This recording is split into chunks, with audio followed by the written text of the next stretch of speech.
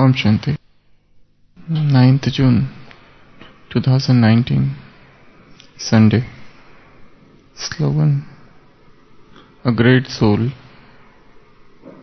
is one who has an unlimited attitude and vision. A great soul is one who has an unlimited drishti and vritti, unlimited vision and unlimited attitude. So the definition of the great soul is the one who has got unlimited vision, that is drishti, and one who has got unlimited attitude, that is vritti. Unlimited means boundless, endless. Unlimited means infinite, complete. There is no limit to it. Such a drishti or vision is needed to be a great soul. How can we have such unlimited drishti? Baba is never happy with anything which is limited. When Baba says unlimited, it means something which is beyond you, something which is far away, far beyond the tubular limited vision. So you can have unlimited vision only and only when the drishti is very clean and intellect is very clear. Otherwise also, if person suffers from some refractory error, he needs specs. So here also, if there is any uncleanliness, if there is anything defective in the vision, one cannot see properly. So the first thing needed is a very clean drishti and a very clear intellect. Second thing needed is a very generous heart in order to have clean, unlimited drishti. So only the person who has a very clean heart and who is very generous at heart can create that vision of unlimited drishti. Otherwise, our habit is to see just what is ahead of me and how I will get benefited from it. It's only when one starts thinking of others, only when one starts thinking of the whole world, then something unlimited happens. Otherwise, we remain restricted. You look at the lives of worldly people. Look at the lives of worldly people. What is there in their lives? A very limited vision, a very tubular attitude, a very selfish attitude. There's a man, there's a woman, there are children. So they are limited only to themselves. Their personal expectations and personal worries, stresses and tensions of life, and the whole life they spent thinking of just 2-3 people or a small group of people. That unlimited vision is something where you go out of your way and start thinking of what you can do for others. And for such reason, for such attitude or such drishti, a very great jnana is needed, and the understanding of that jnana. Without that it is not possible.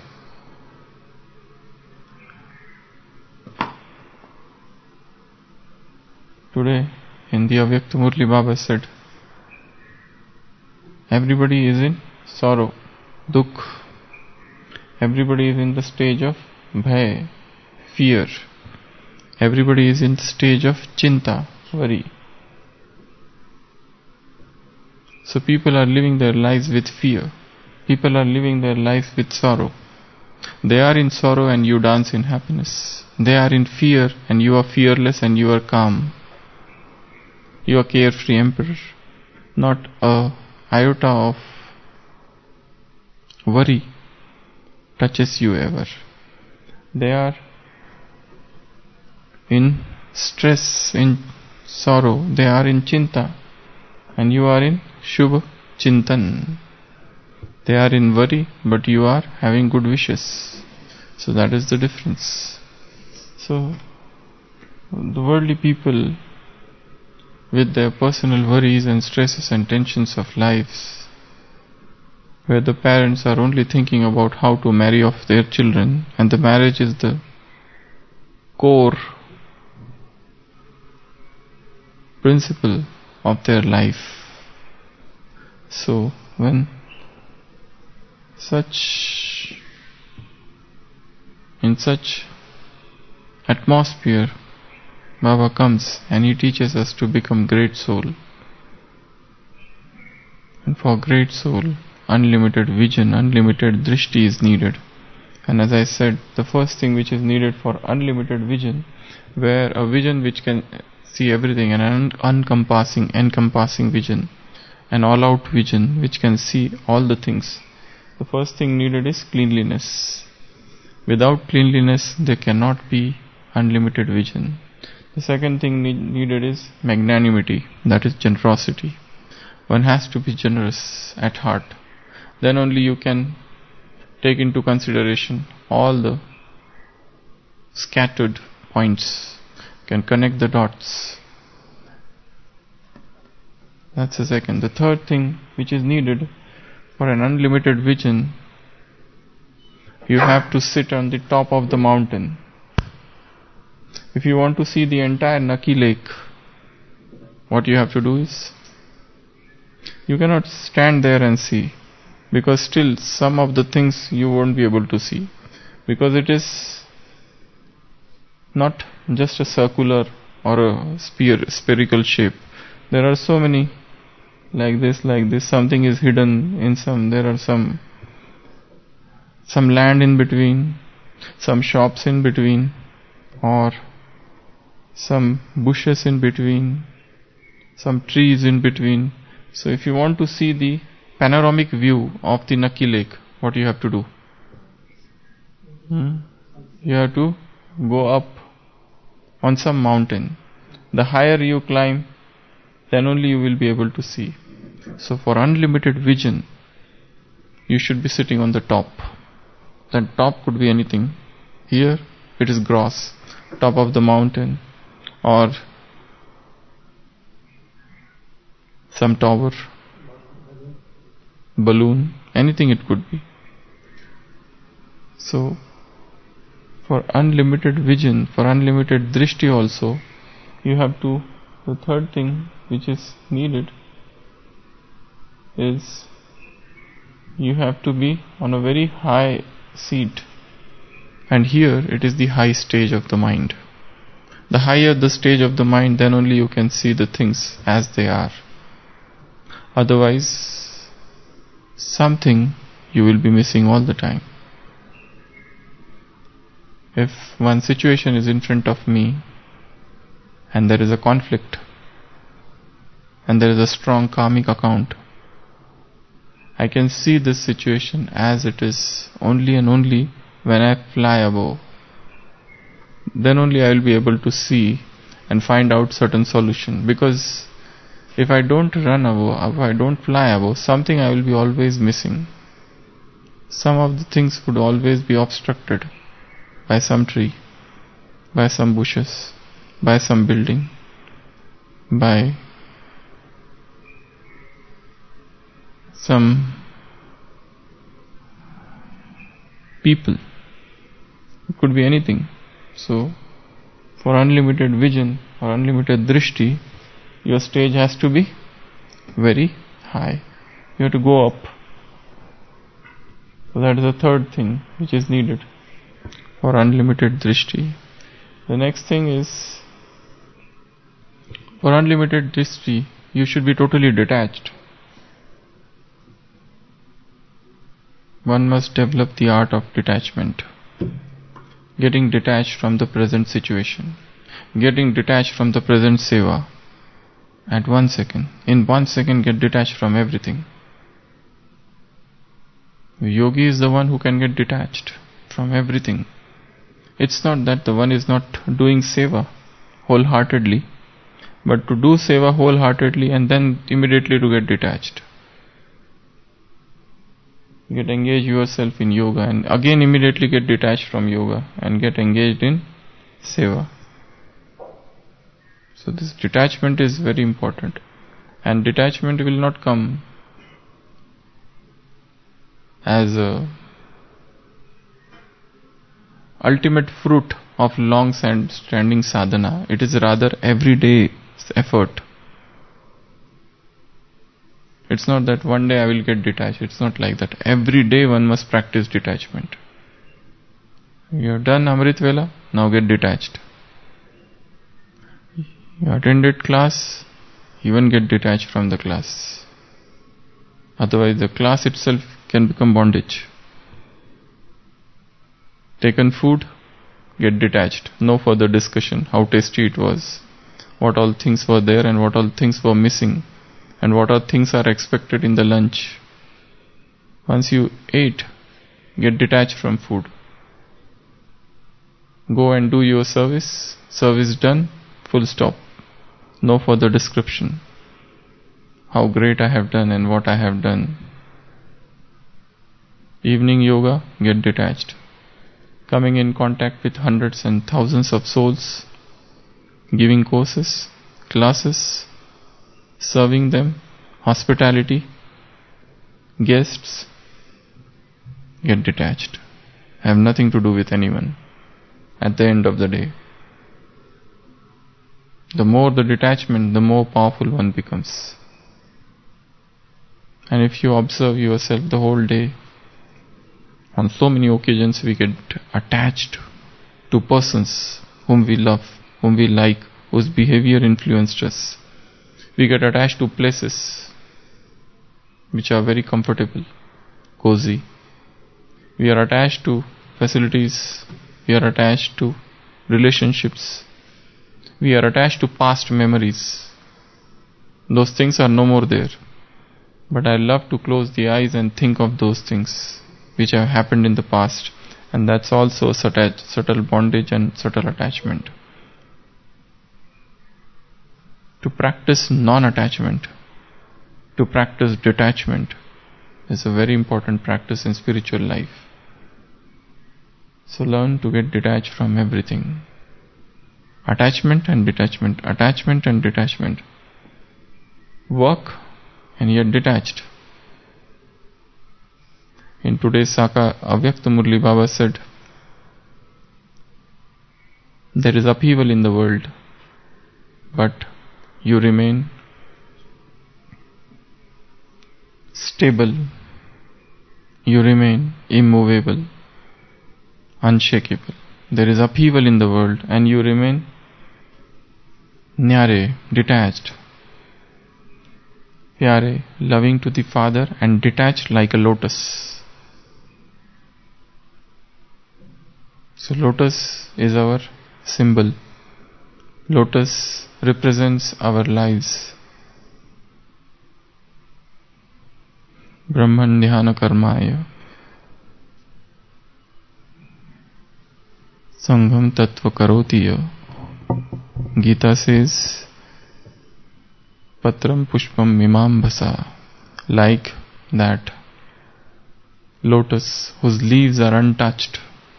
A yogi is untouched by anything. You do the work and get detached. Give the class and get detached. Listen the class and get detached. Do the seva and get detached. Do the yoga and get detached. Be with hundreds of people and get detached. Have nothing to do with anyone. working with somebody, did seva with somebody, he is very good, he is very nice, you love the company, but that is an attachment. Yogi is somebody who can very fast get detached from everything. So for unlimited vision, you need what? Detachment. And detachment is not a one-day game, it's a lifelong practice. Detachment will not come just in 2 ticks. It will take a long-standing practice. This is not the story of one day. It's a long-standing story. So the next thing which is needed for unlimited vision is Sakshi, detached observer. One must practice seeing oneself in this world drama. Everything is a drama which is going on, and I must be able to see myself and accept the uncomfortable truths as attached with my personalities. This is the drama, and these are all the actors who are playing their respective parts. And I am also one of the actors. I have some specialities, but I have some faults also. To be able to see one's fault, to be able to laugh at oneself, is the sign of a great soul.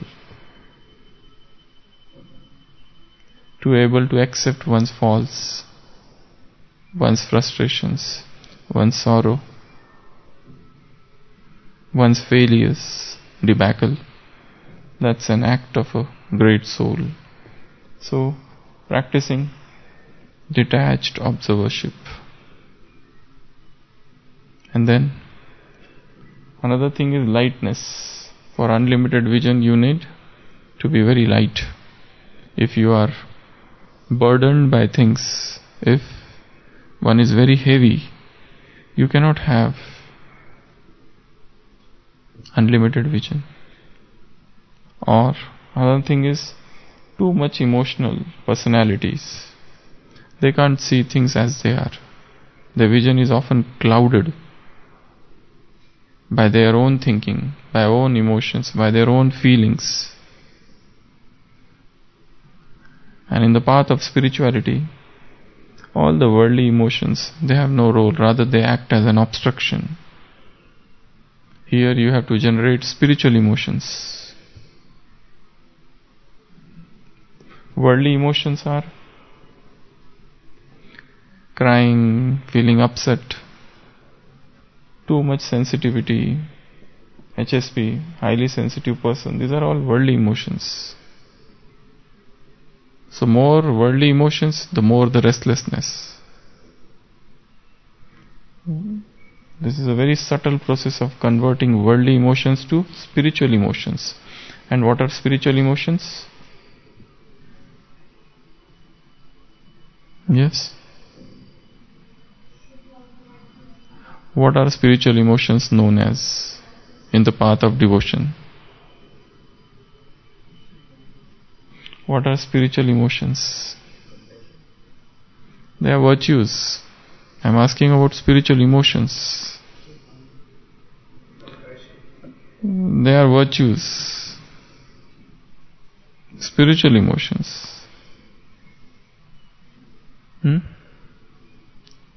We had a separate class here once upon a time on spiritual emotions.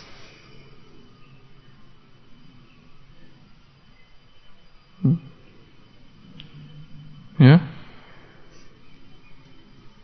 Spiritual emotions are known as Ashta Sattvic Bhav, the 8 feelings of spirituality, where a person feels. I was just searching. Long back we had that class. When I don't know. It was a Hindi class. Where all the things one feel, like these are those Ashtasattvic: Stambha, Sved, Romanch, Ashrupat, Kamp, Varnata, Pralay, Svarbhanga. These are the 8. They are known as Ashtasattvic emotions, like where the person, the soul, and this is God, the soul feels very strong emotional feeling for God. There are tremors, there are tears, hair standing on end, horripilation, that's not in medical. So all the feelings here, very intense feelings for God. These are known as spiritual emotions. Just as worldly people have worldly feelings, they keep on crying. If somebody falls sick, they cry so much. If somebody die, they cry so much. So there is a crying in the world. But this is a separate, different crying. This is crying for God. This is missing God. So these are spiritual emotions. So we need to create unlimited drishti. And what all things are needed for that? First, just now we discussed. For unlimited vision, you need a very clean heart. Cleanliness in the eyes, cleanliness in the heart. Then only you can see things as they are. Second, generosity is needed. A very big heart, a very generous heart is able to see things as they are. Then, detachment. More detached one is, more one can see situations as they are. The more one attached, if this is the orbit, a circle, and person is here and here is the situation, you can't see this situation sitting here. You have to go out of this orbit. And going out of the orbit also means going out of that place sometimes. Sometimes physical detachment also helps. That's why people have got experiences of getting solutions to their problem when they come to Madhuban. Suppose this is one place, house or center, and there is some disturbance here. They go out and they come here to Madhuban. Here, suddenly a new idea emerge. Why? Because physical detachment. Sometimes physical detachment also helps. Sometimes material gross detachment also helps. And that's why one should try to get detached every day. And one of the best ways of detachment is seeking nature. Every time you won't get the time to come to Madhuban or opportunity. So here only where you are, at center or house, wherever you stay, going to nature is to get detached from that orbit, from that office. So one must practice seeking the company of nature. So for unlimited vision, unlimited drishti and vritti, cleanliness is needed, generosity is needed, detachment is needed, detached observership, sakshi bhav is needed.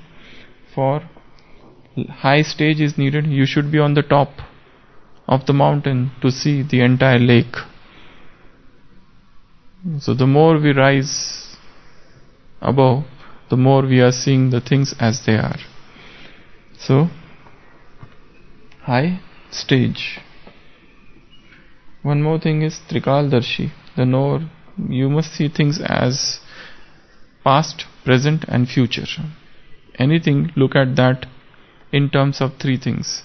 This is the past, learn from the past. On the basis of this learning, I carry out my present. And I have foresight about future. Whatever I do, that will have effect on the future. Whatever I do, that will become an habit. Every day we are creating new habits. If I do one thing today, and if I repeat it today, I am generating a new habit. And it's all in my hand. What habits to create, what habits to generate. And when I know that this is a good habit, I see somebody has very good habit. Forcefully try to do that again and again, again and again, again and again, again and again. Till times come, then automatically it happens. So, such new habits you should form. Habits of churning knowledge, habits of reading Murli, habits of remembering Murli. All these things are needed. So, Trikaldarshi stage. Then, what else? What is needed? Lightness. One should be very, very light.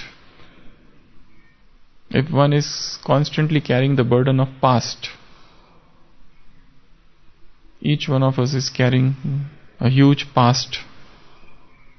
But if I keep on thinking of that, I won't be able to focus on the present. And when I don't focus on the present, because present becomes future soon. So my past is burdened, my present is gone, my future is destroyed. And I don't accept this. That's why I have to devise means, methods to remain light. So these are some of the ways and means about remaining light. We'll see one or two points from today's Avyakta Murli. Who has come to see whom?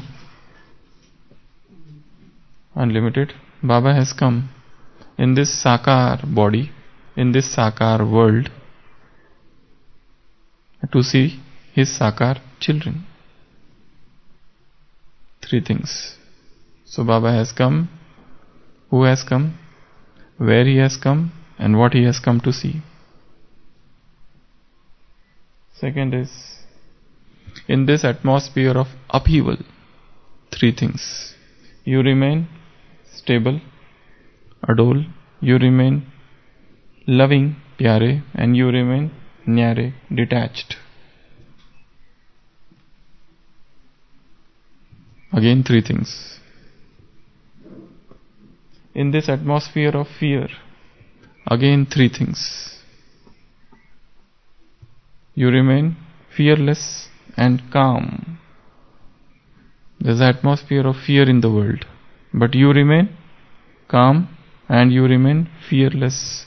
You remain carefree emperor, befikr Badshah, and you are world transformer in this atmosphere of fear.